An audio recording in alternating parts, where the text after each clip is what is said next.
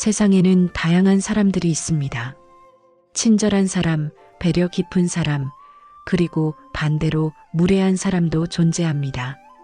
우리는 흔히 친절히 친절을 부른다고 배우며 자랐습니다. 하지만 모든 사람에게 친절할 필요는 없습니다. 특히 무례한 사람들에게까지 친절을 베풀려고 애쓰는 것은 우리 자신을 소진시키는 일이 될 수 있습니다. 무례한 사람들은 상대방의 감정을 고려하지 않고 자신의 생각과 감정을 앞세우며 때로는 의도적으로 타인을 무시하거나 상처를 줍니다. 그들의 말과 행동은 타인을 불쾌하게 만들지만 정작 그들은 자신이 무례하다는 사실조차 인식하지 못하는 경우가 많습니다. 이러한 사람들에게 일방적으로 친절을 베풀면 그들은 이를 당연하게 여기고 더 무례한 태도를 보일 가능성이 큽니다. 친절은 기본적으로 상호적인 관계에서 의미를 가집니다. 내가 친절을 베풀면 상대방도 어느 정도의 예의를 지키려는 노력을 합니다. 하지만 무례한 사람들은 이런 기본적인 상호 존중의 개념이 부족하기 때문에 우리의 친절을 약점으로 보고 더 무례하게 굴기도 합니다. 이는 결국 우리의 감정을 소모시키고 자존감을 떨어뜨리는 결과를 초래할 수 있습니다. 모든 사람에게 친절을 베풀 필요는 없습니다.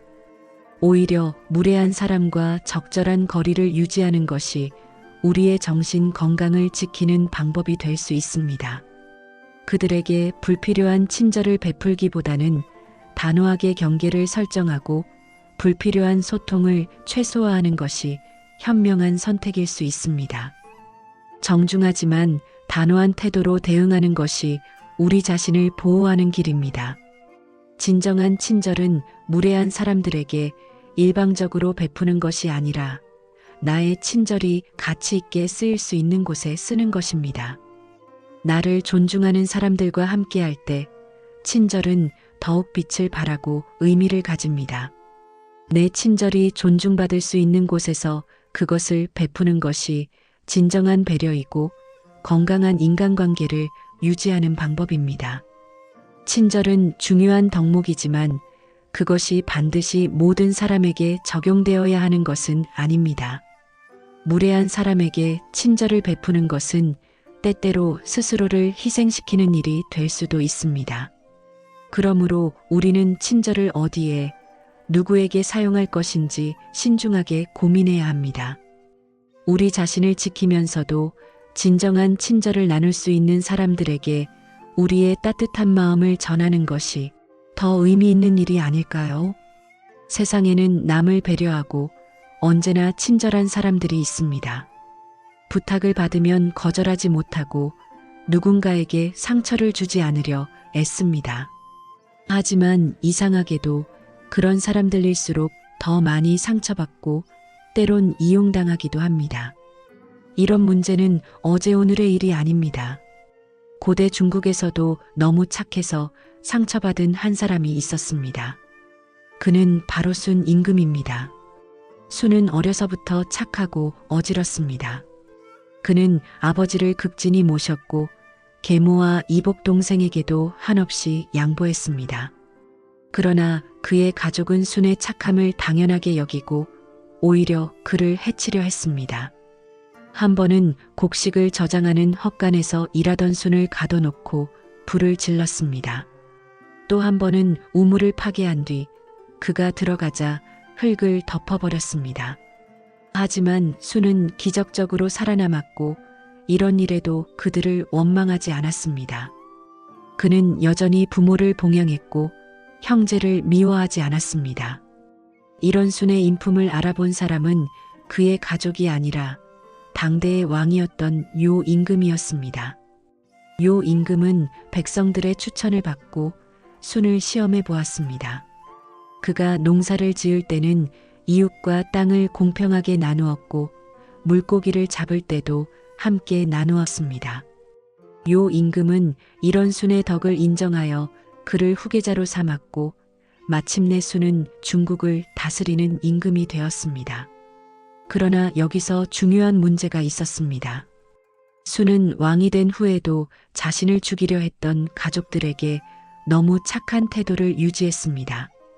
그는 아버지와 형을 용서하고 심지어 형인 상에게 높은 지위를 주었습니다. 하지만 형은 순을 존경하지 않았습니다.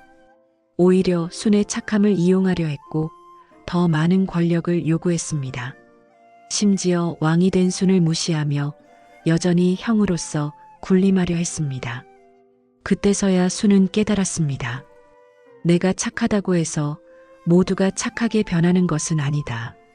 착함은 미덕이지만 그 착함이 분별 없이 흘러가면 오히려 나를 해칠 수도 있습니다. 결국 순은 더 이상 형의 탐욕을 용납하지 않았고 마침내 그를 추방했습니다. 뒤늦게 그는 깨달았습니다. 진정한 친절이란 상대가 선을 넘지 못하게 하는 용기를 함께 갖는 것이다. 순의 이야기는 단순한 미담이 아닙니다. 그는 너무 착해서 계속해서 상처받았고 결국에는 단호한 결단을 내려야 했습니다. 착한 마음은 미덕이지만 모든 사람을 똑같이 대할 필요는 없습니다. 공자는 선함도 분별이 필요하다 고 말했습니다. 무조건적으로 친절한 것이 아니라 그 친절이 옳은 방향으로 가는지를 먼저 생각해야 합니다.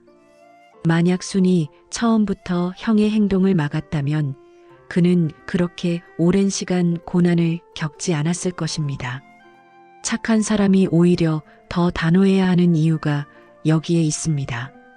순은 가족을 끝까지 용서했지만 결국 형이 도를 넘자 단호한 결정을 내렸습니다. 진정한 친절이란 상대가 선을 넘지 못하도록 하는 용기와 함께 가야 합니다. 아리스토텔레스도 덕목이란 지나침도 부족함도 없어야 한다고 말했습니다. 친절 역시 마찬가지입니다. 또한 때로는 거절하는 것이 더 큰 선일 수도 있습니다. 순이 처음부터 형의 탐욕을 제지했다면 오히려 형도 더 나쁜 길로 빠지지 않았을지도 모릅니다. 착한 사람이 더 강한 원칙을 세워야 하는 이유가 바로 여기에 있습니다. 공자는 자신을 먼저 세운 후에 남을 세워라고 했습니다. 나 자신을 지키지 못하는 친절은 결국 나를 해칠 뿐만 아니라 상대에게도 올바른 영향을 주지 못합니다. 한 젊은 수행자가 있었습니다. 그는 모든 생명을 소중히 여기는 마음이 강했습니다. 심지어 숲속에서 만난 독사조차 해치지 않았습니다. 어느 날 수행자는 숲길을 걷다가 길 한가운데 차가운 바위 위에서 얼어 죽어가는 독사 한 마리를 발견했습니다. 독사는 이미 기운이 없었고 살려주지 않으면 곧 죽을 것 같았습니다. 수행자는 연민의 마음이 생겼습니다. 모든 생명은 소중하다. 저 뱀도 나처럼 살아갈 권리가 있다. 그는 망설임 없이 독사를 손에 들고 품속에 넣었습니다. 그런데 예상치 못한 일이 벌어졌습니다. 독사가 몸이 따뜻해지자마자 수행자의 팔을 물었습니다. 독의 통증이 퍼지는 순간 그는 그제야 깨달았습니다. 아, 내가 너무 어리석었구나. 이 뱀은 원래 이런 존재였는데 그가 부처님께 이 사실을 전하자 부처님은 이렇게 말씀하셨습니다. 자비를 베풀되 분별력을 가져야 한다. 독사의 본성을 간과해서는 안 된다. 착한 마음은 소중하지만 상대의 본성을 무시한 착함은 스스로를 해치는 일이 될 수도 있습니다. 아리스토텔레스는 말했습니다. 모든 덕목은 과하지도 부족하지도 않아야 한다. 친절도 마찬가지다. 너무 착하면 때로는 상대가 그것을 이용할 수도 있고 결국 스스로를 지치게 만들 수도 있습니다. 하지만 착함이 약함이 되는 세상이 되어서는 안 됩니다. 진정한 선함은 자신을 지키면서도 타인을 배려하는 것입니다. 이제는 당신이 먼저 당신 자신을 돌보고 지켜야 합니다. 그래야만 더 건강하게, 더 단단하게 살아갈 수 있습니다. 착한 사람이 상처받지 않는 세상을 위해 우리 모두가 먼저 스스로를 존중하는 법을 배워야 합니다. 오늘도 함께 해주셔서 감사합니다. 이 영상이 작은 위로와 힘이 되었길 바랍니다. 그럼 다음 영상에서 다시 만나요.